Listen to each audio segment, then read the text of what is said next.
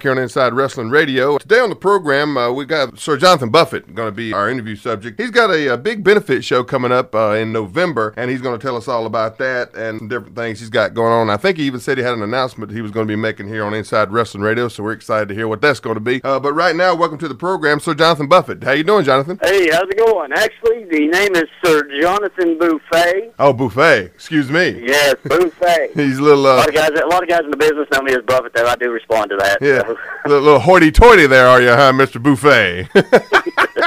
Outstanding. For people who may not be familiar with you and know what you're all about and your history in the business, how about give us a little bit of a background and tell us what got you into the business and what got you up to the point you're at today with the benefits? As anybody, like most of the guys in the business, I was a fan of wrestling. Grew up watching NWA Mid-Atlantic, Four Horsemen, Dusty Rhodes, Ricky Steamboat. Was a huge Sting fan back in the day. And about the end of 2002, I was mentioning I wanted to get into the business. And my brother said, well, he worked with somebody by the name of Rick Foley. He wrestles under the name Rick Karloff. And I went over and talked to him. This was up in Jefferson, North Carolina. Well, actually, it was in Boone, was where they were working. Then I got talking to him, and then I started out with a guy that wrestled underneath the name Ricky Reb. His real name was Steve Patrick. And I started training with him. And actually, the ring I trained in, it was in a barn in Jefferson, North Carolina then, in the dead of winter, February. I remember sweeping snow and shoveling snow out of the ring. Sure. And the ring that was used was a Jim Crockett's ring that he used for the TV tapings down in Charlotte. Oh, okay. Well, those are good rings. Yeah.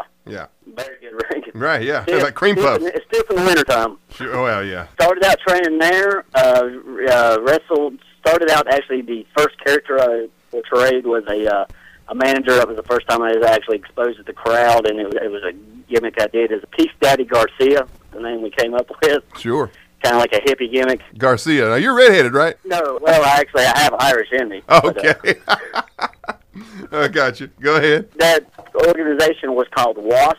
I think they're still around. I think they have a different owner now. It was WASP, stood for Wrestling All-Star Promotion. From there, then eventually the character Johnny Buffett was born because I'm a huge Jimmy Buffett fan. Gotcha. And kind of did like a distant cousin of Jimmy Buffett, came out to Margaritaville music and things, handed out lays to the women in the crowd, just trying to get cheap pops and get over that way. Sure. From there, I went down to Gastonia and started working with New Millennium Championship Wrestling, and a lot of guys know him by Poffo, but he wrestled under the name Shane Austin. Yeah. And he actually helped me out and showed me a lot and finished up my training with him. Oh, is that right? Yes. And then I was wrestling in Gastonia and Kings Mountain virtually every weekend. Then made the move to Gastonia, North Carolina. And then after a while there, from there I moved to APW down in Spartanburg, South Carolina at Eagles.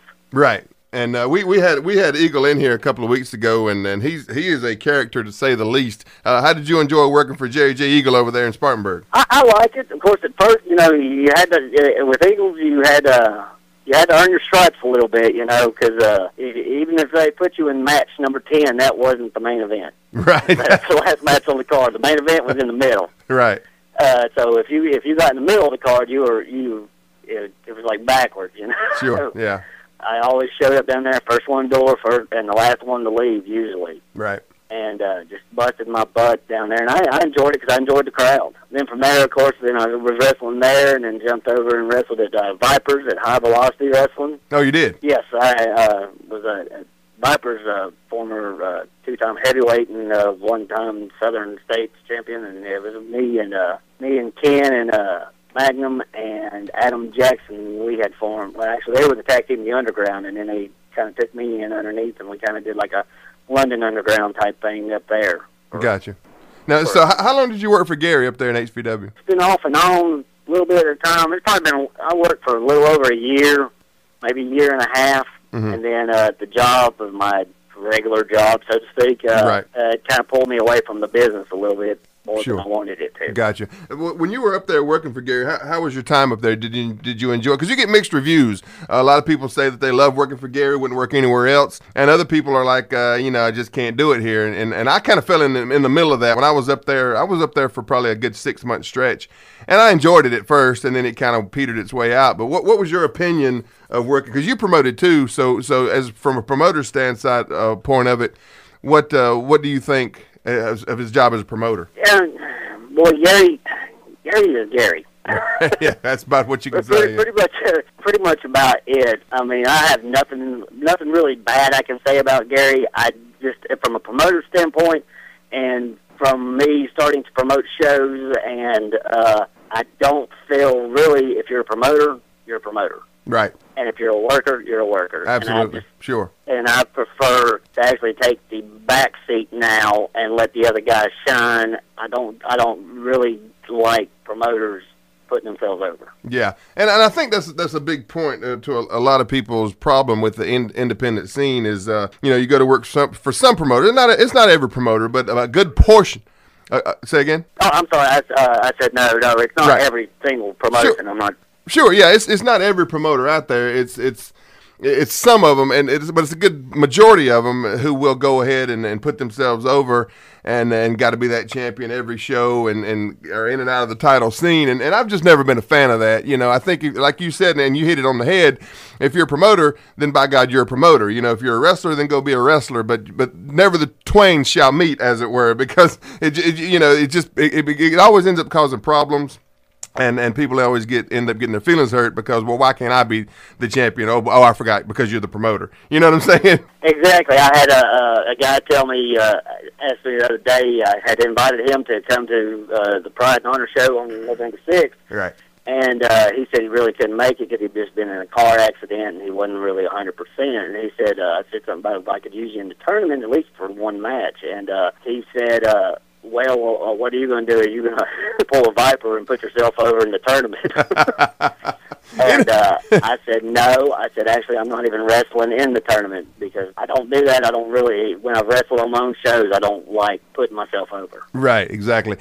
We got a couple of minutes here before we go into the break here, but before we do, give us a little bit of a tease leading back in from the break about the big show coming up and exactly what is the benefit about. Tell us a little bit about, and this is the second annual tournament, right? Yeah, the second annual Wilcox Memorial Cup. The Wilcox Memorial Cup actually is for my mother. Okay. She passed away 4 years ago, and the lady despised wrestling with a passion, but she would be proud of the cause. Sure. And it's 8 guys take part in a one-night tournament. Some guys, you got 2 guys having to wrestle 3 times in one night to claim to be called the Wilcox Memorial Cup champion for 2010. Last year, Osgard won it. Oh, is that right? This year, we got some guys. Tony Hooker's in the tournament. Derek Rise, B.J. Hancock, John Schuyler. That's 4 top light heavyweight guys right there that I can name in this business, in this area right now. Right. And I noticed in your post when you were plugging the show there, you were talking about it being a Super 8 style tournament. And for people who may not be familiar with that, give us a little bit of background on what exactly is a Super 8. Super 8 usually taking the 8 top guys that you can find in this area or in this business. And really, it has to be on more of the area of the local independent scene. But taking the 8 top guys in this business and letting them go at it. And in the end, who's going to be crowned top one? Who can say I am number one over everybody else? Sure. So it's a tournament style match. You work down to where you get to quarterfinals, semifinals, and then your finals. Correct? That's correct. You got this year, just like last year, it's kind of like under lethal lottery rules. You just don't know who your opponent's going to be till you walk out that curtain. Sure. And we're up on a break here, Jonathan. When we come back, we'll talk a little bit more about your stuff coming up and what else you got going on. We'll be right back with Sir Jonathan Buffett right here on Inside Wrestling Radio.